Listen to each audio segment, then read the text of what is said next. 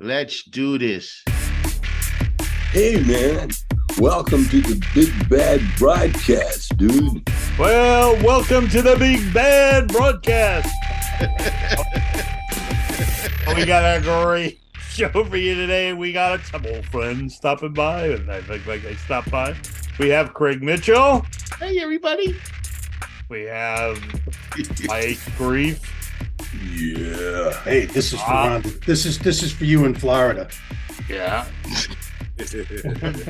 And I'm John Fertile, and Mike is going to introduce a friend and a guest to our show. Well, I'm excited today, man. We got my buddy Rick Overton, who's like, one of the comedy idols. You know, he's been around for many years, and if you don't recognize him, the man has more credits than God. I mean, anyway, let's just bring him. Rick Overton. Hey. Welcome, buddy. Hey, morning. Hello, guys. Hey, fellas. welcome. Thanks for having me on board. I didn't know I was introducing you. Otherwise, I would have had something prepared. I have Well- donuts prepared. I have some Well, donuts. let's- Looks good. No. Well, let's show the clip. Let's show. Yes. We have the clip of Rick doing some stuff. Okay. On the Mount. Jesus at Comedy Day? Jesus at Comedy Day. I'll be back. I can see your house from here. Joke number 4. Christ, party of 12. Where will we be sitting? What are you having? Oh, we're just having water and bread. That's all? It's not good for you. We'll cover it. I'll turn it into whatever we need. Do right now. Look over here, Rick. You've come back from Scotland. That's right. Look at this.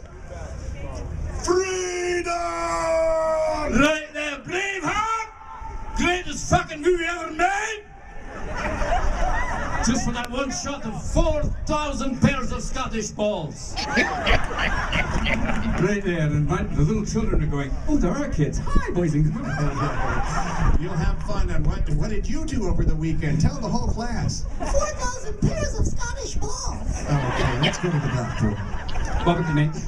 How is this Skype broadcast going? We're broadcasting on Skype. Give it, Give it.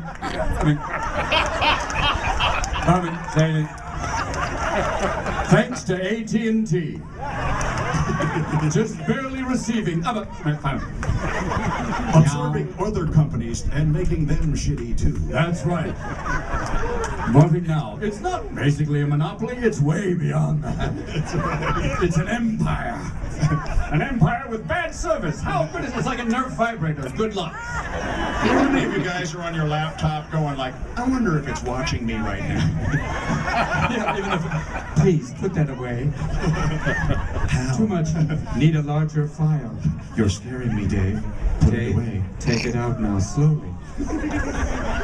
Draw circles on your nipples, Dave. Oh, boys and girls, we've learned another thing from show and tell. Bring your kids, you take your chances, all right? Time for the crash course in growing up. And now, people, Michelle Bachmann's husband, I am going to perform an exorcism, and basically I am going to drive the homosexuality out of you. I'm going to drive it out of you. Heal me. Oh, Heal me next. I'll take it out right there. Yeah, Hallelujah. drive it out of you. And this is why I love Rick Overton so much, because how many comics, and people who don't know, comics do an act that's pre-written, it's this and that. How many people would have the balls to stand up and improv with Robin Williams, number one, and number two, Rick's new special is the whole that it's all an improv show. It's just right on the spot, fresh footy. I mean, like there aren't many comics that have the balls to do what you do, Rick. Thank you, my friend. There's- That's special right there. It's on Amazon Prime, and if you got it, you can see it for free. It's 1 hour with a little wraparound of explanation, because it's not like a regular special of me getting suggestions thrown at me and going cold in front of an audience and trying to piece it together into one idea. And that's for everybody who's not watching, who's listening, it's called Rick Overton's Set List Live on Amazon Prime, right, Rick? That's it. That is it. That's And it. that's the beautiful thing. That's how to look it up on Prime. That's it. And that's the thing about it. It's like, it doesn't always, comedy is a beautiful thing to be. It's and especially improv, and you never know how it's going to go. Like, have you ever done that where you have a show and it's like amazing? The audience, I mean, they can't get enough of you. And then the next show you lays there like they think you're from the moon. An improv crowd sometimes can be someone who's never seen it before and is just very open to the idea. But a lot of times it's people who have a little bit of jazz knowledge. They go to the jazz club. They know a little bit about what they're looking for to see an improv show, and hopefully we exceed their expectations with the madcap pace of the game that Troy Conrad came up with called Set List, where they just put a projection screen behind you. They just throw weird, see, it's not like airline food and dating and stuff like that. It's really strange blended words, and they make it more of a challenge that way. I get myself in trouble more than once in the special. So I have a question. How do you sell that? Like when you go in to sell that show, they go, well, here's what I'm going to do. And they go, well, show me, it's like when it's like, right. When Jimmy Brogan used to go, I can never audition. He goes, I have to walk in there and go, so to the guy, so where are you from?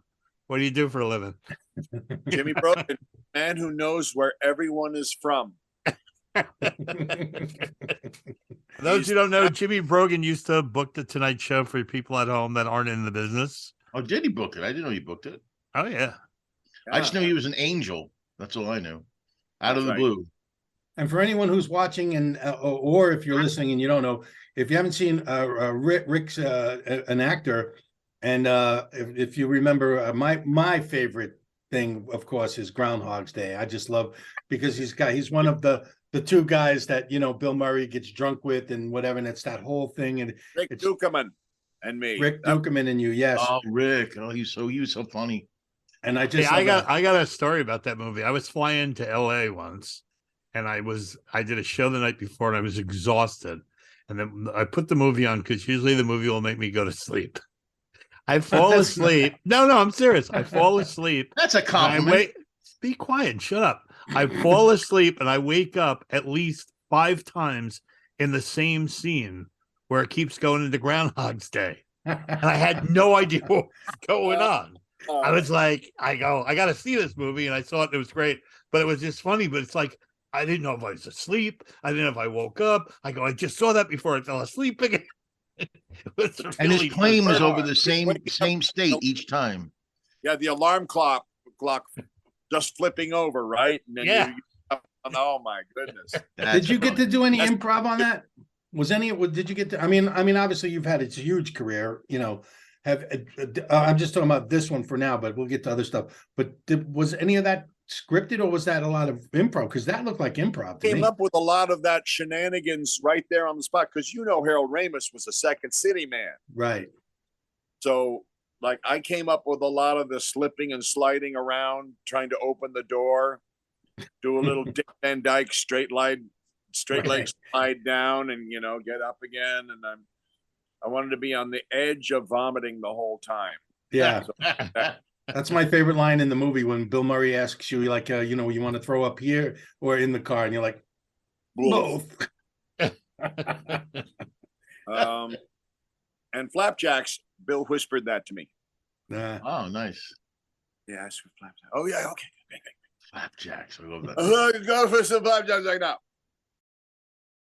Oh, well, welcome to the show, man. We're gonna I guess we're just gonna BS. We're just gonna like hang out and what are we talking about? I'm excited about this new generation. Yeah, I think that they're gonna change the world. I'm agreeing with you. I think they're like the kids from the 60s. They're gonna finally, I think we have that thing again. Maybe it's not gonna be Haight Ashbury, but it's gonna be a huge change, and it's gonna be towards the youth, and that's as it should be, Yeah. Well, the boomers are going to hate that it's not about them anymore, but they got to do something sort of like the original proprietors of all of this land did, and that was think several generations ahead of yourself and don't worry about a name black. Just worry about, there's going to be some kid that's never fucking heard of you. that's going to benefit from what you did, and you don't get a thank you for it, but that's the way it works. Yeah, exactly. That's why I'm just trying to find some goofy thing that young people like to laugh at old guys about, and that'll be my thing. That'll be my new shtick. Look at the old guy fell down. Whatever. Well, that old badass is a American like favorite thing. They got movies about old badasses. Bob Odenkirk, the old Right. a killer guy, Well, the old man, what's his name? Jeff Bridges, man, has got a whole show on that where he's this, he's assassin, but he can still throw a punch. Yeah, I love it. Which is and that's another thing about Rick. I love. Are you still doing that? What is it that Israeli Krav was? I can never say it. I always think Tug McGraw. It's I still practice at home, but I was studying with Master Mike Burton. Yeah. Brilliant. Last time I ran into Rick one time and he's like, "Can you do this?" And I don't know how old you were at the time, but he put his his foot right by my face, and I'm like, "Holy shit, man! What are you like?" Old people love to show things off, to show they're young. They love it. But I say martial arts have helped me stay a little more limber than the average person's supposed to be at 68. Yeah. Same here. Well, so you guys got that in common. Yeah. Oh man, Rick's into what's the name? No. I mean, Craig does martial arts. Yeah. See? That foot wasn't attached to anything. Yeah. What does it say? What's the style? The jiu-jitsu. I was high as a green belt in jiu-jitsu. BJ I know enough to block a punch and run. I can chop a peanut butter sandwich with my hand. I mean, I don't know. There you go. Ed O'Neill is not to be toyed with. And is he black belt? He played with. No. He could put you to sleep in 2 seconds. Ed O'Neill? Well, he's a big guy, isn't he?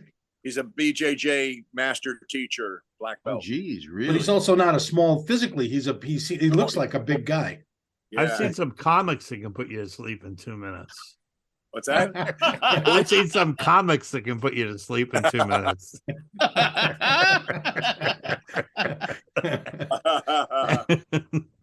Oh man, yeah. So John, you're surprised that I knew jiu-jitsu? Well, I thought the way you talk about it, like you know him personally. Like I took Taekwondo when I was a kid, man. I was pretty, I'll tell you what, man. That's another thing. My father had taught me a little bit of stuff, but it's amazing to me because if you can use your opponent's energy against him, then you're pretty, because you got your own and you got his. I mean, there's a lot of. The only thing I know about martial arts is I sat next to Ralph Macchio at the Islander games. Well, there you go. That crane move. And he told me he was going to be, in a karate movie. And I was like, I was just thinking, this is going to be shit. This is going to be like one of those lip sync, one of those lip movies, those dubbed karate movies, Yeah, that crane move is totally indefensible, by the way. It's so easy, just push him over. There you go. Goodbye. Yeah, no, it's good. My brother is a 7th degree black belt in jiu-jitsu. He's registered in Korea. He did fight Steven Seagal once. My brother.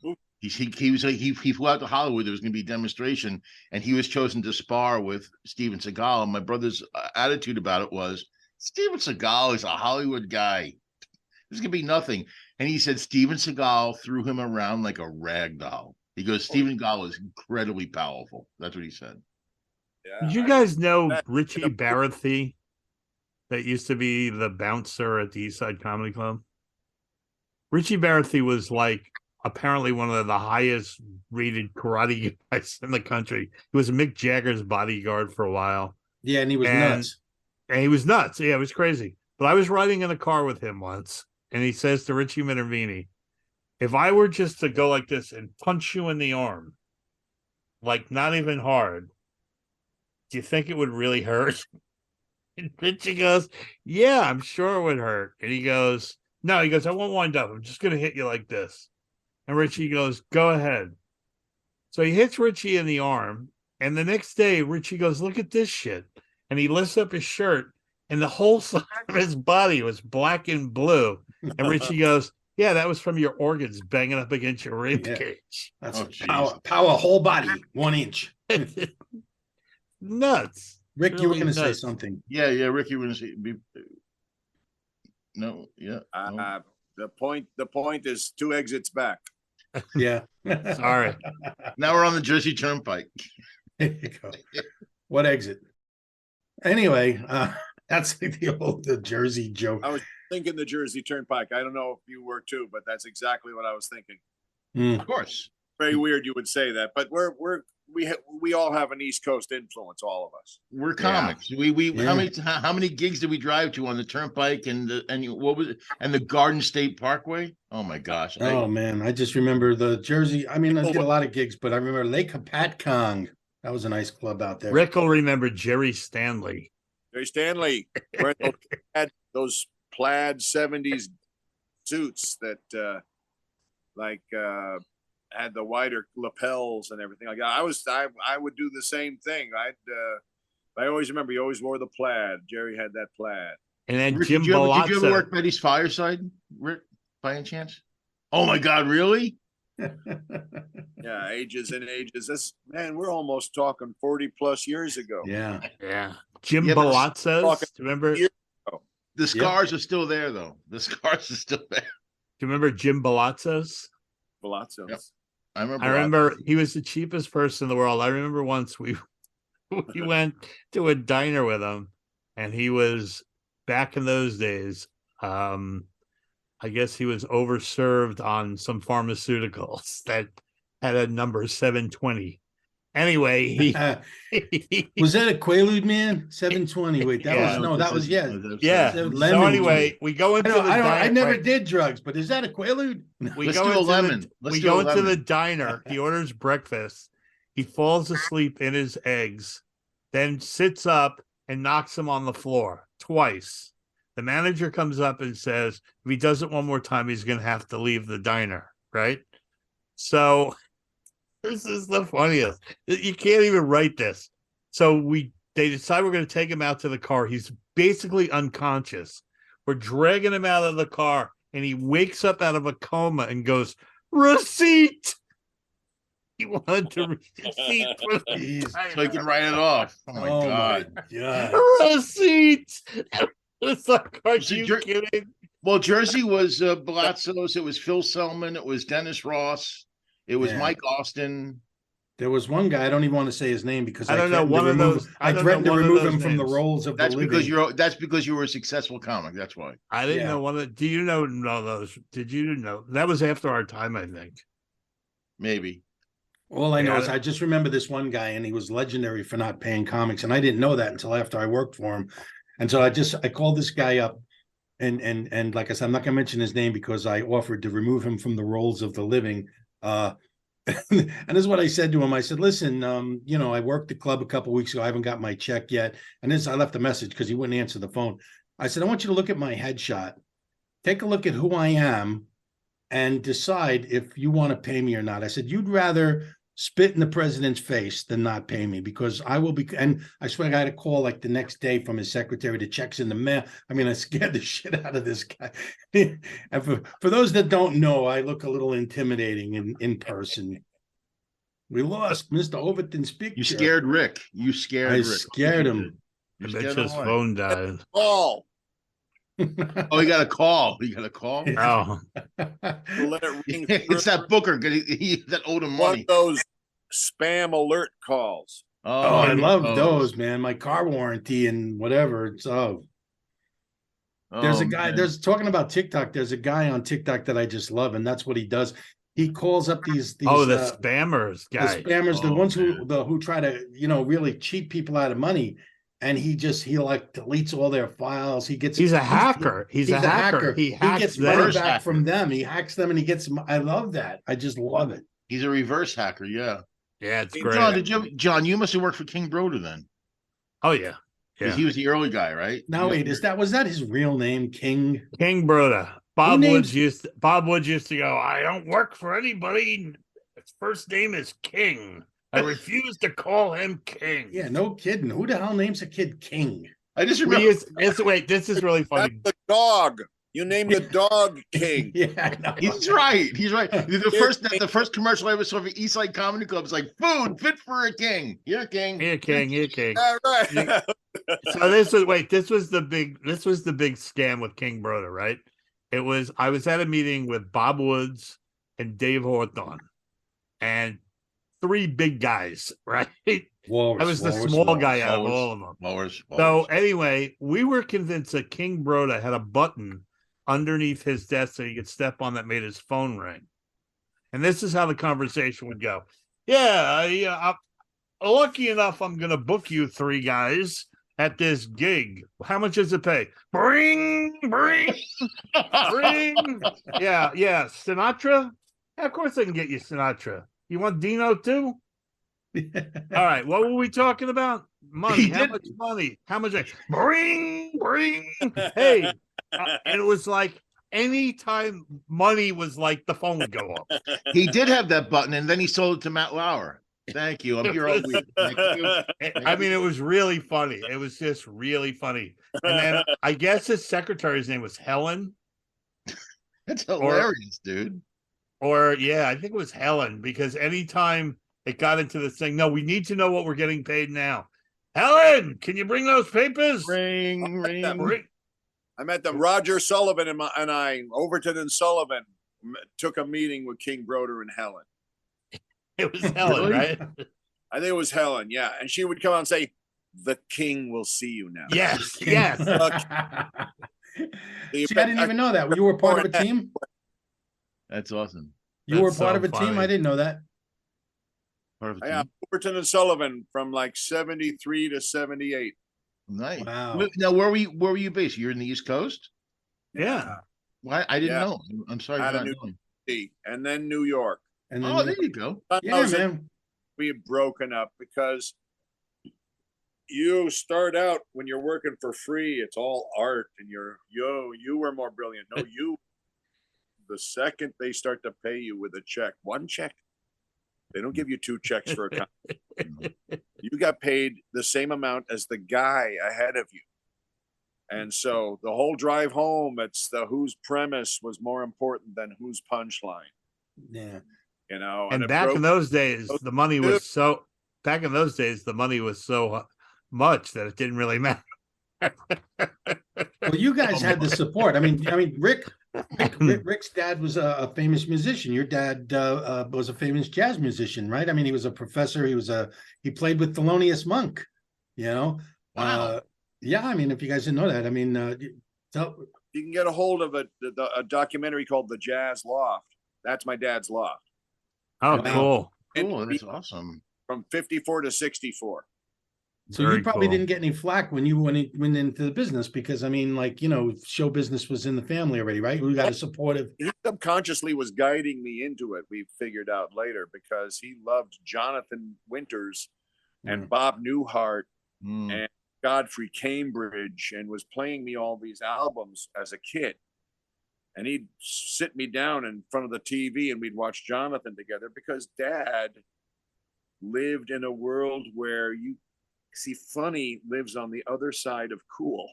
Mm. Like, you can't be too cool and also be very hard. Almost nobody can pull off being cool and funny at the same time. Right. It never holds. It's never the same as a self-depreciating guy. Much stronger for that guy because the audience relates more to it. But when you're a jazz musician, you got to be cool. Yeah. Cool Yeah. is all what you don't show. Right. Whereas being a comedian is what you do show. That was the Lenny Bruce kind of a thing. Lenny Bruce was that cool jazz He Yeah, he comedian. did it for a while, but it didn't hold forever. No, it didn't hold forever.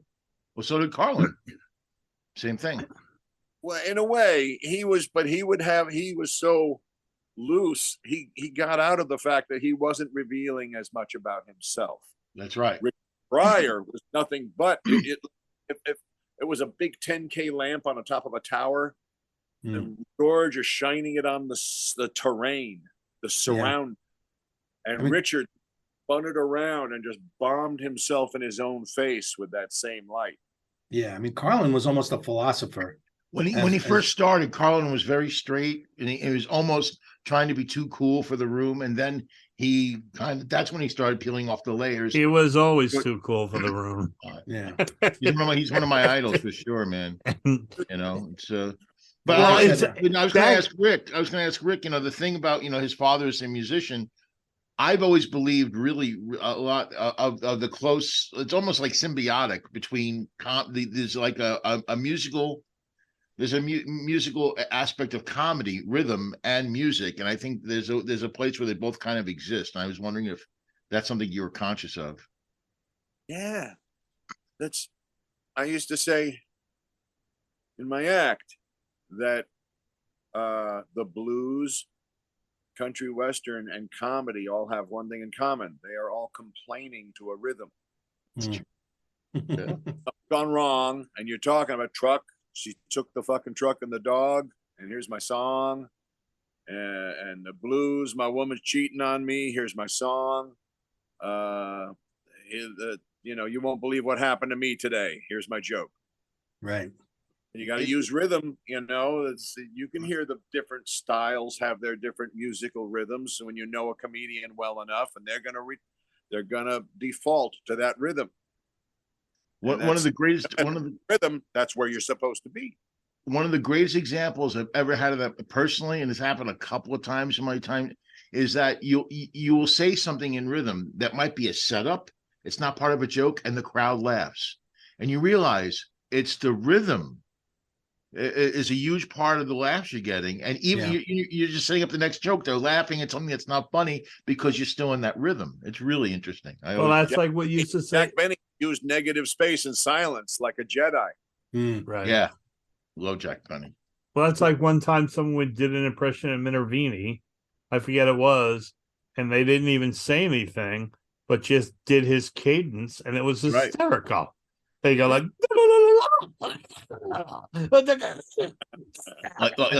Dennis Wolfberg. Dennis Wolfberg had a rhythm, man. I love. Yeah, Wolfberg had a great. But I think what's hardest for most comedians, and it's like punch it like this, with that energy. Love it. And that's why, and Rick, and that's why I think Rick's a genius with what he does, because it's like the hardest thing for a comic. And I'm not blowing smoke up here because you know I love Rick, but it's the truth. For me, when I'm on stage, when they're not laughing, I feel like they're just, you know, I feel like I'm getting punched in the guts. And that's what you got to stop looking for. Everything can't be, I mean, that was my thing. I wanted everything to be like, I wanted to actually kill somebody while I was on stage. I wanted them to die from laugh. And there's nothing wrong with that. But I think to be thinking and in the moment and be able to have the courage to just go off anywhere you want. And that takes a lot of experience. And I can do that. And I've done it many times. But you make a living doing it. I mean, that's like, fuck. Yeah, well, Rick does something even harder. I mean, I had an improv group for 5 years, and I'm nowhere the level that you are as an improviser. But to get that same kind of rhythm and that same kind of feeling like you're doing in your special, you're doing it off the cuff, you know, off the top of your head, that's incredible to me. That means it's an internal rhythm that you just can't really duplicate. Keep saying the magic word, rhythm. It'll get you through it. Yeah. If you stay with the rhythm, you might have a dip or two. And if you watch a special, there's a couple times like I am in trouble. I got into trouble. I walked right that alley and I'm getting my ass kicked, and I got to find a way out. But that's kind of part of the fun too. Is what the hell am I going to do? Yeah. Does that turn you on though? I mean, does that really give you that charge? Like you know, okay, this one fell. All right, then because for me, that's when that little secret thing goes off in my mind and goes, all right, fuckers, I'll get you there. You know. It's not about the separate joke. It's about the ability to make jokes. That's the only thing you're taking with you through it, is the ability to make the next one. Right. I don't remember all the jokes I do in that because it's just going too fast. Yeah. I have to play it back and say, and you can't. Some of them you can use again, and some they were meant to be right there. Some of the best bits that I've ever done came up out of an improv. Like the last show I did, it was just happened to be one of the first shows I've done since COVID. I had the guts to go out in front of, and I did this whole thing on COVID-19. You know how when we all first got the when the COVID started, you know, how everyone was doing that Instacart and all that shit. And it's like, and I did this whole improv of me and my wife, like peeking out the door. Oh, here he is. Oh shit. Look, he's coming up you can see the COVID-19 on this fucking guy. Look at this, you know, and they would drop the groceries at the door and we'd clean. So I did this whole improv and I thought it was, you know, and it just came to me in the moment and I had the courage to do it. And that's what I appreciate, you know, is not having to go with that thing, that set that I have there, but being able to deviate from it, you know? Yeah. It's your best friend. Yeah. And your creative life, you'll be known for one of two things. You'll either be known for how well you memorized and repeated, or how well you improvised. Yeah.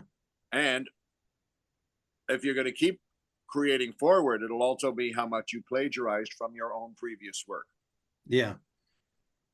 So to build the improv muscle, that thing in the middle, that core strength, it's heightening your odds that you're going to make new things. Yeah. That's what I'm going to look at my act from now on. I'm on a road and I'm going forward doing my act. And then here's an exit. I'm going to take this exit. I'm going to go explore the town, but I'm going to eventually come back to the highway, you know, and that's that Right. jazz of it. You know what I mean? Being able to have a direction and Well, but not yeah. being too locked into it so that I can actually go this way and that way and just do that jazz harmony thing, you know? That's why I write for a lot of other comics, because if I sit and watch a comic do a set, my mind gets into the rhythm and I can write almost in their voice. I mean, you know, not all the time, but I come up with tags and different things because I get into the rhythm. To me, it's very, very rhythmic. It really is. And like Rory Rosegarden used to tell us all the time, embrace the silence. Which is the hardest thing to do. You know?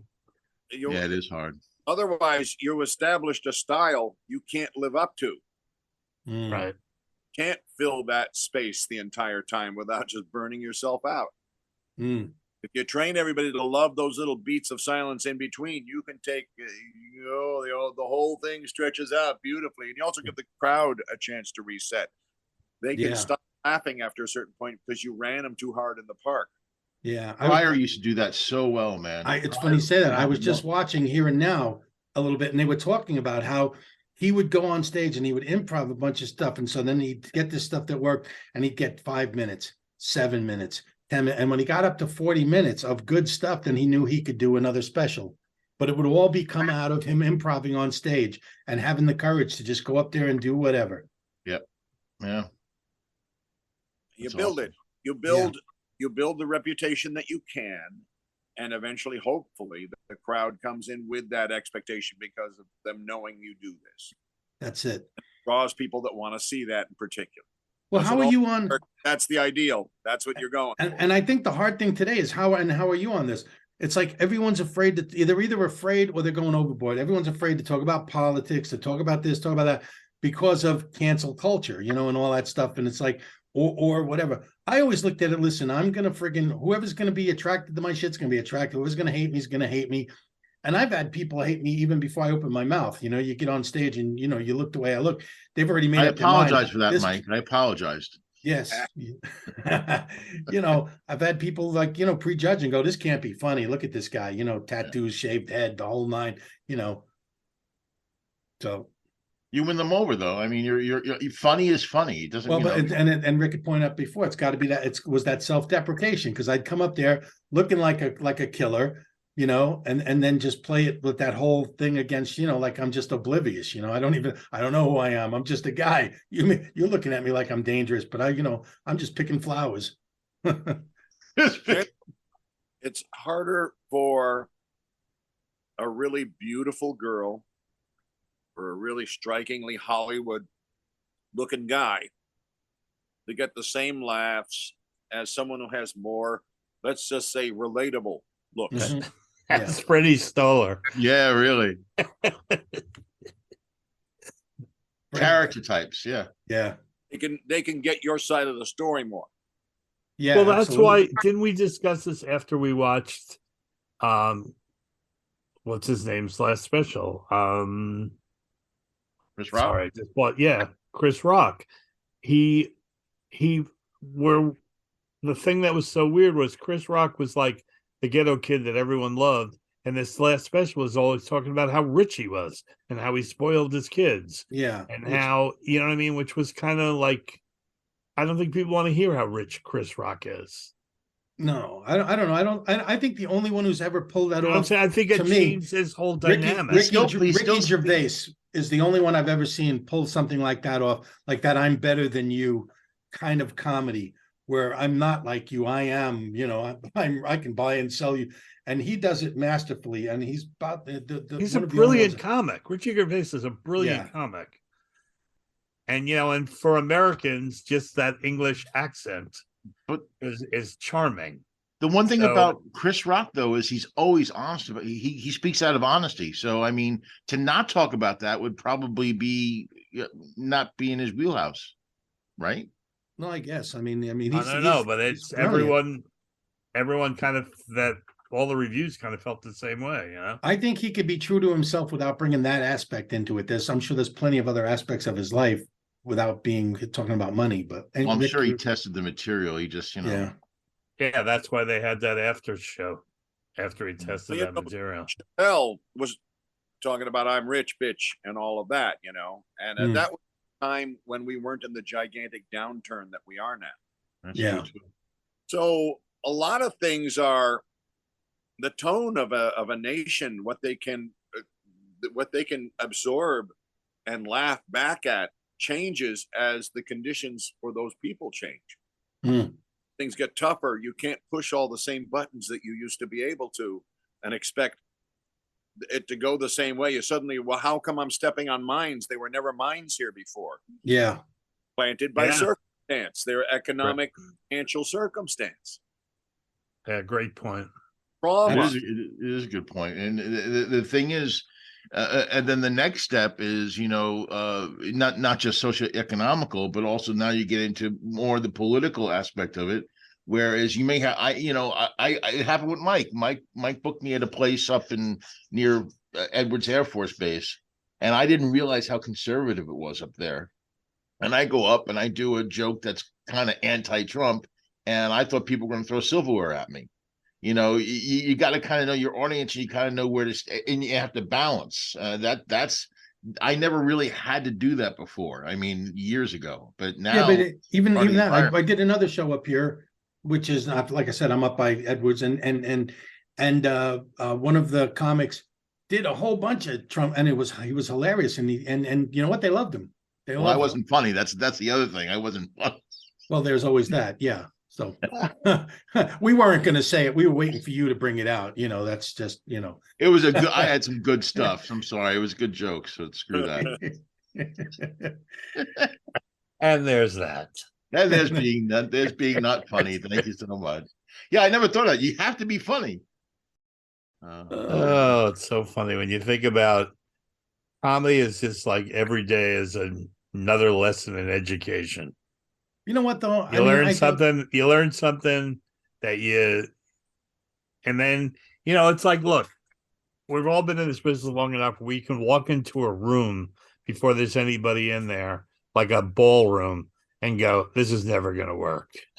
Nah. You can just look at the room and know it's not going to work. But that's not necessarily, other people think that. I always think I can win. I don't care who it is. I always think I can win. There's certain things that you can't. But Mike, it's not going to work. Matter of fact, I think Rick was there at this gig. I did a gig years ago, and Patty came. My wife came with me, and Rick was there, and it was almost a solid black audience. And my wife was scared. She goes, and because she said this recently to me. She goes, I said to Rick, I go, oh my God, I'm nervous. They're going to hate him. And Rick said to her, you said to her, he said, don't worry, comedy's universal. And I went on stage, and almost from word one, they were rolling. They were loving it, and that was it. It's like I've always done well with varied audiences because I don't look at them as any different. I do what I do. You reminded me of a really funny story. I was working with John Schuler. He booked me in this place in the Bronx. And I go up there and I walk in and I go, I'm the comic. And the owner goes, oh, man, I told him not to send me any more white guys. I mean, and it was a whole black audience. And the guy goes to me, you better win these guys over fast or you're dead. That's what the owner said to me. Yeah. So I went up on stage. I went, hi, everybody. Who plays hockey? Oh, That was like Paul Provenza had to work this prison this one time, and he said he walked out on stage and he was actually behind bars on the stage, and they were all whistling at him and like cat calls. See, there's a good-looking guy.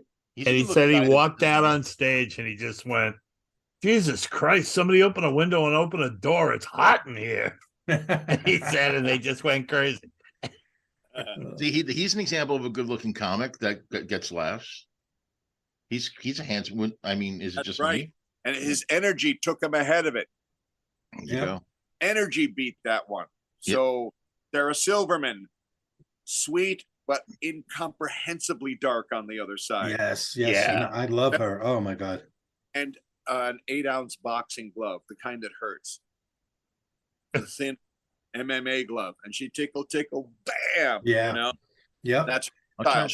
she will shudder you.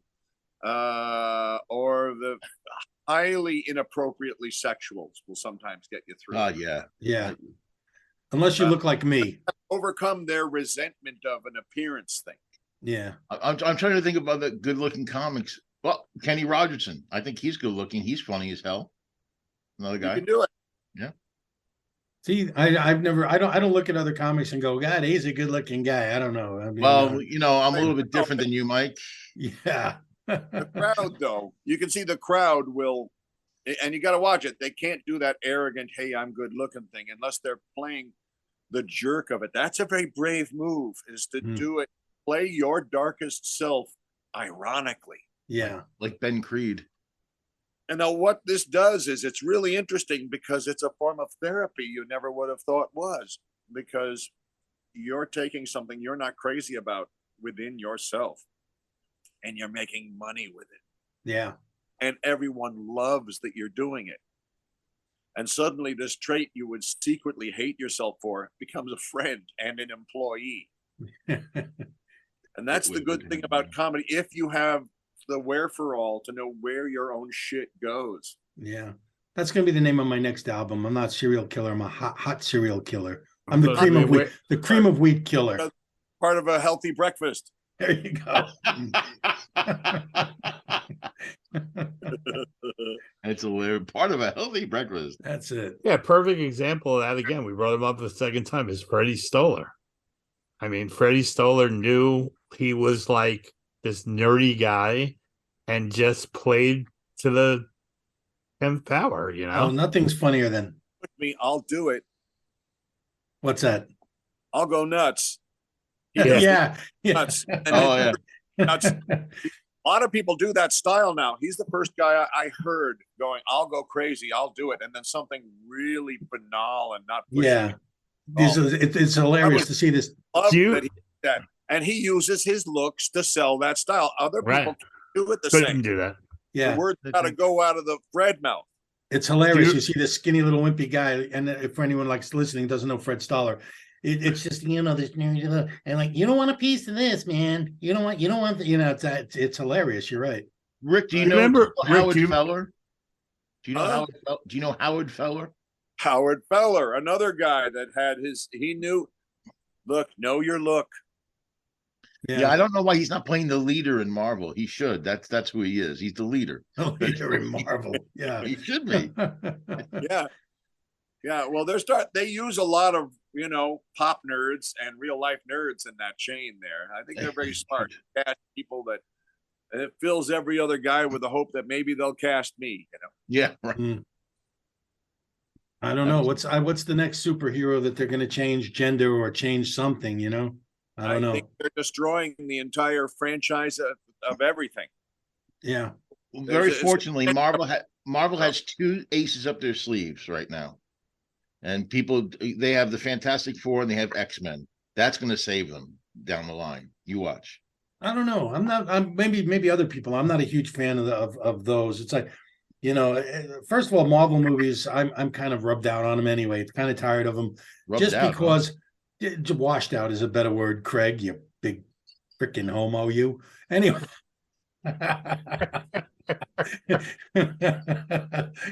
Rubbed out on him, huh?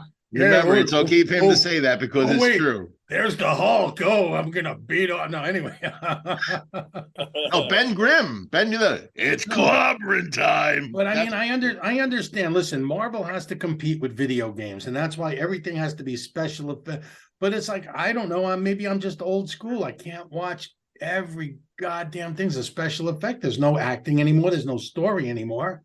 No consequences anymore. No consequences. Thrown to the wall, and he goes, "Why you?" And he gets back into the fight. The only people hurt are the people who live in those buildings they smash through. Yeah, they're just filling up their private fight. They've all become these sociopathic, fuck the collateral damage people. And we're supposed to worship them like the battles of our gods in Bible that would smite entire areas of innocent people, you know? Yeah. You know what, Rick? I forgot to bring this up. Were you a little disappointed that the Brownies weren't in the Willow spinoff series? Oh, well, yeah, Kevin made it in. Well, I meant both of you guys is what I meant. Yeah. I didn't even watch it. Kevin was in it? He made it in. Oh, you should have been in it too, man. You were both Brownies. Yeah. Give me the number. Give me somebody's number because I will make a call. Yeah, let's man. call. I mean, Let's protest outside Disney. Don't fuck with Rick Overton, man. That was it. They're gone. Show's canceled. Show's canceled, man. It's over. It's over. The showrunner said they're doing a season 2. That's what he said. I don't know what that means, but maybe some other networks. I heard they were canceled. I'm sorry to hear it, but you never. Let's just keep our fingers crossed, and you never know. But I like what you were saying too about the. You're right. It's like all the people that live in those buildings. Hancock, if you remember the movie Hancock, a Will Smith movie. Hancock. Who that's the thing. The whole thing was the consequences. Yes, he had all these powers and the shit he do, and I love it. They brought it how it affected the people around. Like, okay, yeah, I saved this guy's life, but I just derailed this huge train, and 10,000 people are inconvenienced. Call me an asshole. Overall sociopathy in entertainment right now. And it's the same in action films because the action hero of the older days, and I'll say Popeye probably changed all that with the French Connection, where there was starting to be collateral damage during a chase. But before that, it was always the hero would not endanger innocent people. Yeah. Catch the bad guy. Bad guy got to get away then. But then it became so fanatical, I got to get you, that I'll run over moms with the baby buggies and all that shit, Yeah. I will take someone, get out of your car.